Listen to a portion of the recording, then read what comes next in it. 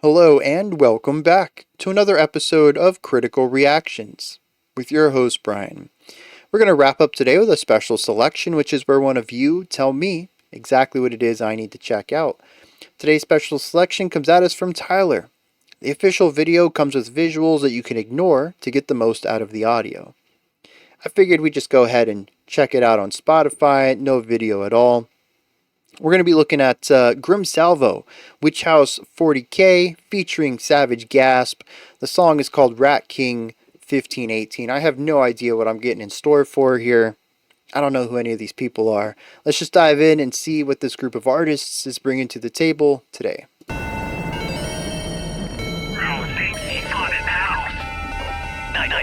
Nice try, little man. Nice try, little man.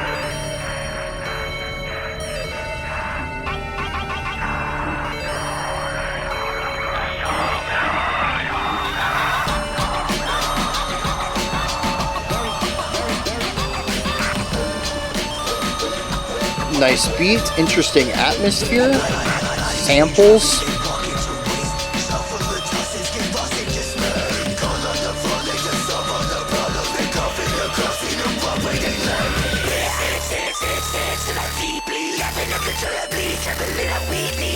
It's interesting, it feels very precise and clean, but there's a grittiness to it.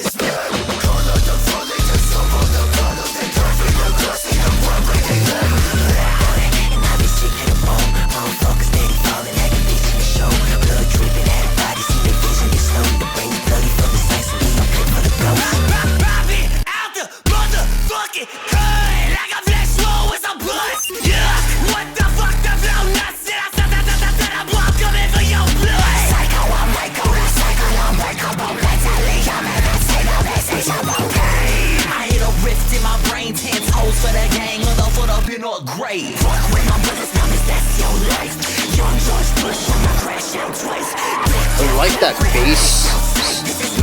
That sounds like a bass guitar. I'm sure it's probably digital, but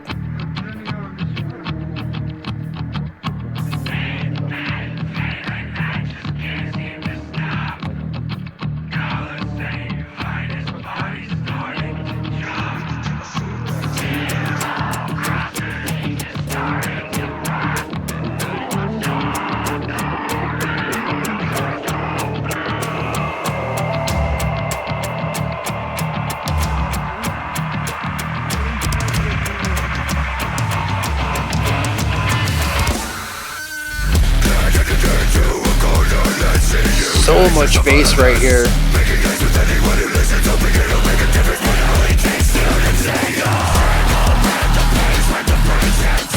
Oh, a little tempo drop.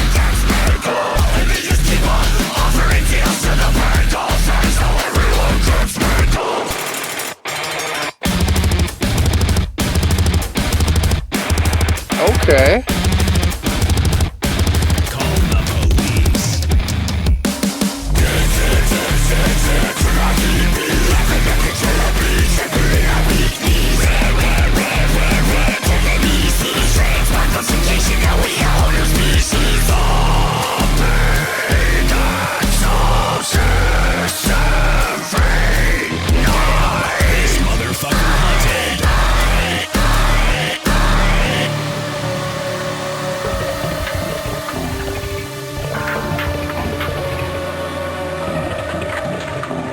That was interesting. Yeah.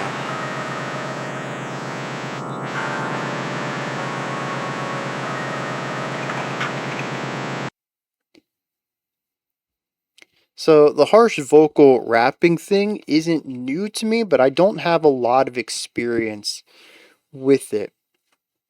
I think the only person I've heard do it is Scarlord. And even then, I've only heard like one or two tracks from him. So, and that was a while ago too. 5 years, 4 years, something like that. So this is very fresh to me. But it's not just the reason I brought that up is that it's not just the harsh vocal rapping that makes this interesting, and it's not what makes it fresh to me. Interestingly, it's the composition. And I think that's what really puts this on my radar. I went and looked. This came out last year, July 25th, right in the middle of the year. I don't I feel like this was probably shared in a Discord server. I I don't know why I glossed over it if it was. Here's the thing. The composition in here is varied in a lot of ways. It's one of the things that probably my biggest criticism with hip hop is a very static idea of music. A lot of the focus is put on the vocals. That's not to say all hip hop's like that, but I feel like a majority of the mainstream sound and even stuff that's a little bit further towards the outskirts than the pure mainstream still focuses on stuff like that. Indie hip hop, you're still going to find a lot of that. It's why when it comes to hip hop, I tend to gravitate towards, well, like Watsky. I think is still, Little Sims too. I really like what she was doing with that song that y'all showed me during Hip Hop Week last year, I think. And like Aesop Rock, as much as I think he's a wordsmith, we checked out that Spirit Guide album and just musically I could not click with it. This though, it starts out high atmosphere, and a beat, a strong beat. I was like, okay, if this is what the whole song is, it's gonna be fine, but I'm gonna want more, right? We come in with a bit of the rapping. I was like, okay, I got an idea what this is. I had no idea what this is at the time. This was one of the coolest subversions of expectations I've had in this genre. Because the song constantly reinterprets itself. It's constantly growing and changing. There's no way to really get a hold on what it is and what it's doing. 1 second, it's just atmosphere and a beat. The next, we have a melody coming in the back. The sounds, the instruments being used are constantly evolving and changing. I mean, this is everything I love about electronic music put under rapping. And what I think is equally fascinating is the timbres of the instrument, but I'm going to get to that in a second because there's some interesting parallels here that I'm going to take a moment to talk about. But there's just constant change to it, whether it's a beat change, a tempo change, a time field change, instrument tone change, adding of layers, removing of layers. I feel like every 20 or 30 seconds we heard something new. It was always more of a kind of a rule of cool, groovy. I don't think angsty is the right word, but a lot of the tones are grittier and heavier, feeling very distorted. The harsh vocals add on to this. It's an antagonistic song from start to finish, I think. But how they achieve that antagonism alters from moment to moment. This actually kind of works well because I couldn't make out the words a lot of the time. Part of it's just the harsh vocals, multiple styles of harsh vocals being used. Sometimes it's the production on the vocals. I think the music is given a bit too much prominence in some places, but it could just be, again, that the harsh vocals make it difficult for me to hear them. I think most of the times that we had the cleans, I could make out the words clearly.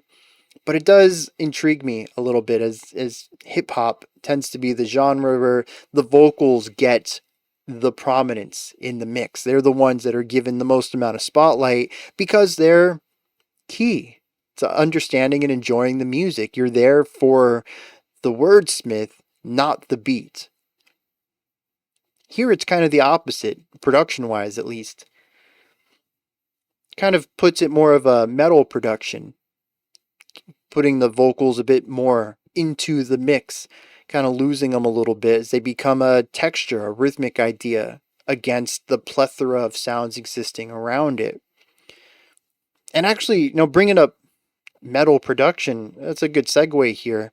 The end of this song felt very metal. The entire song kind of leans towards that direction, I think, with the distorted sounds all over the place, the death metal vocals that we get at places, the deathcore vocals we got a little bit there at the end.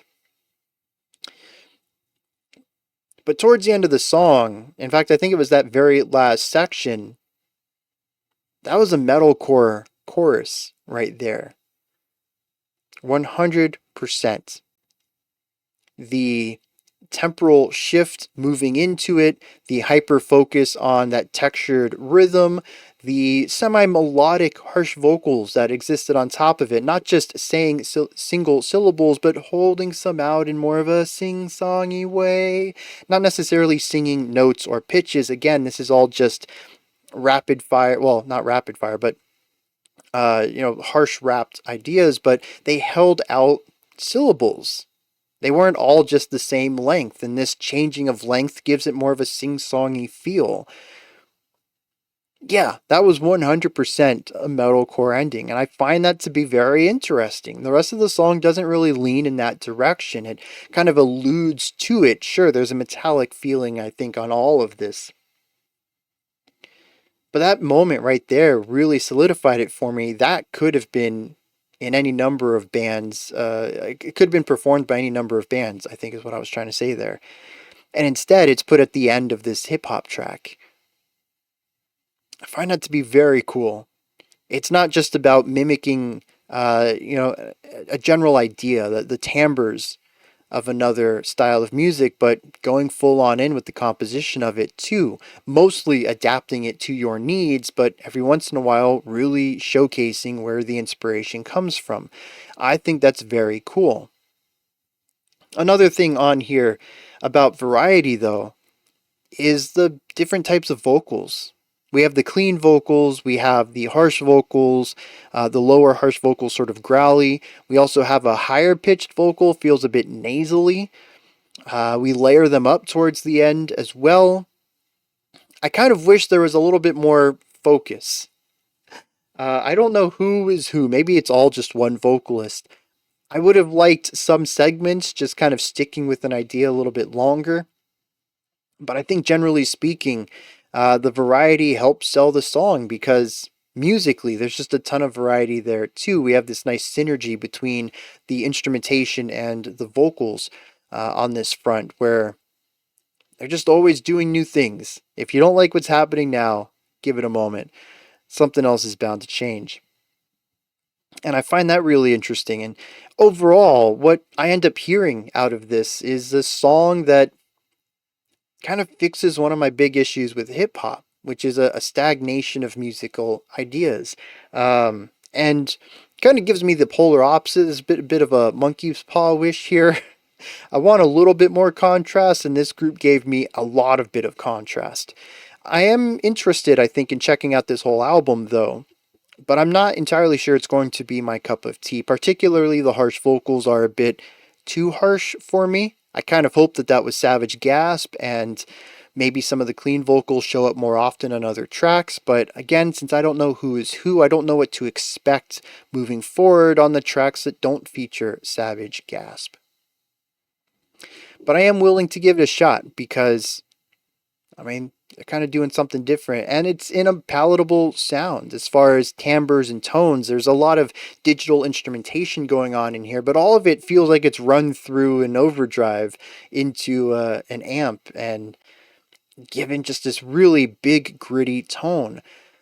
There's also the switching up of tempos and time feels that I thought was pretty cool. We had that tempo shift at the end and then another one right at the very end to just make the song reach this slow point. I like that movement as well. The harsh transitions were not my cup of tea necessarily, but they do remind me of metal. It's another way that I think they have inspiration from that. Um, I don't think the vocals were that varied though, as far as delivery.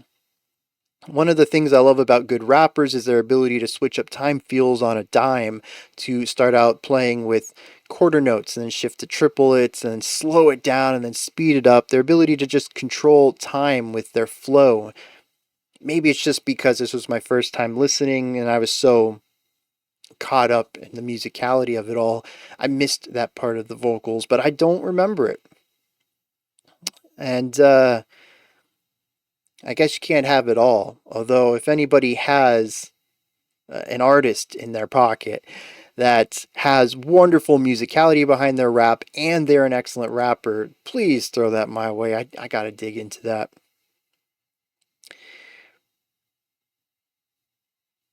I think that about wraps it up. This is a very cool song. I'm gonna leave it on that. Um, I don't think there was a single moment when I was like, "Whoa," I'm not too keen on that. No, everything is like, how can we maximize the cool factor on this? And I think they did that very well. Bringing that metallic sound in with the harsh vocals, changing things up, keeping the music behind it fresh, while still retaining that core beat. It never really loses its identity throughout. I mean, they just did a great job with that. Let me read some lyrics on this and we'll see what they're singing about, rapping about. We'll see what it's about. All right. There's two sides to this song. One of them I get. I don't understand how it connects to the other, and I don't understand if it's trying to say something else with this. The chorus says, "Dance, dance, dance, dance till thy feet bleed, laughing uncontrollably, trembling on weak knees. Dance, and I haven't slept for 3 weeks, figures splash in holy water, looking rather priestly." This is about the dancing plague of the 1500s. I guess 1518, since that's what's in the title of the song. It's funny because I literally just learned about this last week. My kid was doing homework and it was about this. It was a reading comprehension thing. You had to, read the paper and answer some questions to make sure you understood what you read. It wasn't necessarily for history, but, taught something while you were at it. And I learned something that, these people just went out into the streets and danced uncontrollably until they died. They would, kill themselves from exhaustion.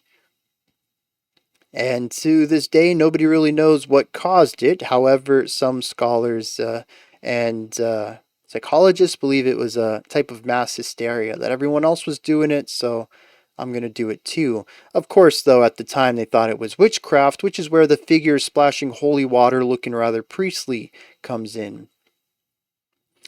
But yeah, dancing till your feet bleed, laughing uncontrollably, having weak knees, not sleeping for 3 weeks. That's what this is about.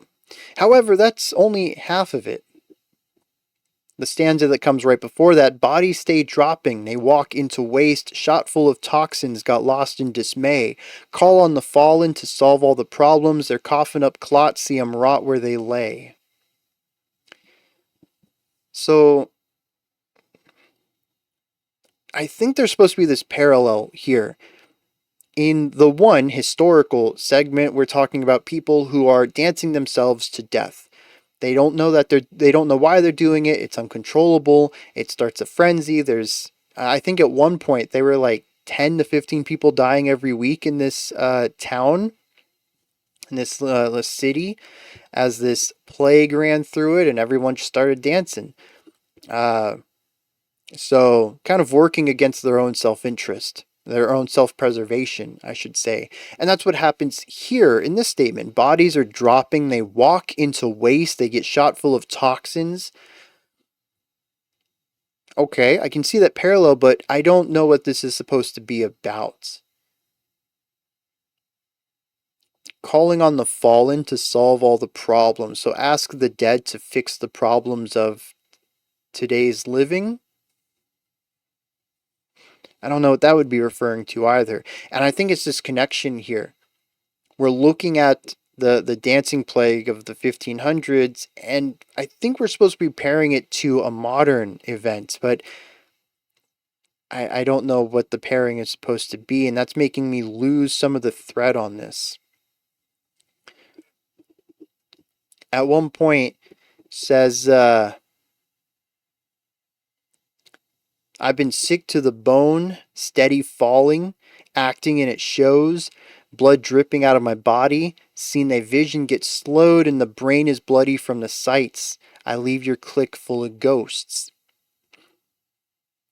It almost talks about a crime scene. Now he says, I leave your clique full of ghosts. It's almost as if saying, I've killed everyone that's in your circle of friends. So all of this violent imagery is this person's fault, but it also talks about being sick. Is that a sickness like the plague, or is it a sickness of morality? I don't know. We do have a lot of allusions towards physical illness. We have flesh wounds with pus being brought up. But we also have talking about mental instability and being in a state of insatiable pain, hitting a rift in my brain. He says, if you mess with my brothers, I promise that it's your life. Blacked out cloak with the iced out scythe, bringing up the illusion of death, right? Black cloak, scythe. He says, this is not a song, it's a dead man's plight. So is the parallel here, there, then? Because right after this, we go back into talking about people dancing themselves to death. He likens himself to death itself if you mess with him. There's a small parallel there, a small connection, but I'm still having trouble putting everything together. The sample at the beginning of the song says, the bro thinks he's a haunted house. Nice try, little man. The end of the song says, this motherfucker's haunted.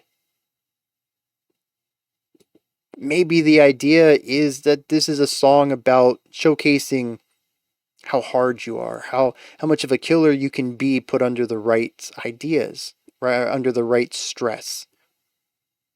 The beginning, one guy says, yeah, he's not a killer, he couldn't do it, he's not haunted, using that as the metaphor, but by the end, they're convinced this dude is haunted. He's showcasing how quickly he can kill people by making them do things that they don't want to do, using, persuasion. But also he can be violent if necessary. I think that's what all of this is supposed to be about. The title also features RATKING. This could be about the Pied Piper right there. Again, voice of persuasion. The Pied Piper in some media is represented as somebody who can speak to rats and make them do his bidding, but also the original story, I think, was that he played his flute and sang songs to make the children of a town chase him because the people in the town were mean to him or something. I don't remember what happened, but this was his revenge. He took the children from them and put them in a door in a tree or something. It's a little fantastical there. But having mental persuasion over others. Is that what this song is about then? I don't know. I feel like I'm grasping at straws here. Maybe these straws are actually in the song and I'm actually putting together a nice bundle of wheat. That was terrible. But I feel like I'm missing something clear here. This is where y'all come in though. These are my thoughts. Grim Salvo and Witchouse 40k, RATKING 1518 featuring Savage Gasp. What did you think of this? Is there anything that stood out to you? Anything that you'd like to add on to what I said or correct me on? Maybe you think I was close on my interpretation and you'd like to expand on it. Maybe you think I'm completely off and you have your own opinion. Let me know. Put that stuff down in the comment section. Above that, in the description box, you'll find a link to Linktree. It takes you here. You can find a link to my channel. No, my music. The Discord server, ways to support the channel, all sorts of stuff. Go ahead and check that out. Above that, if you could, like, subscribe, and ring the bell. I greatly appreciate all three of those. That wraps it up for today, but I'll be back tomorrow, 5 p.m. Eastern Standard Time, 10 p.m. UTC as usual. Until next time, remember to be critical, not cynical, of the music you listen to, and have a fantastic morning, afternoon, or evening, whenever you choose to watch my videos.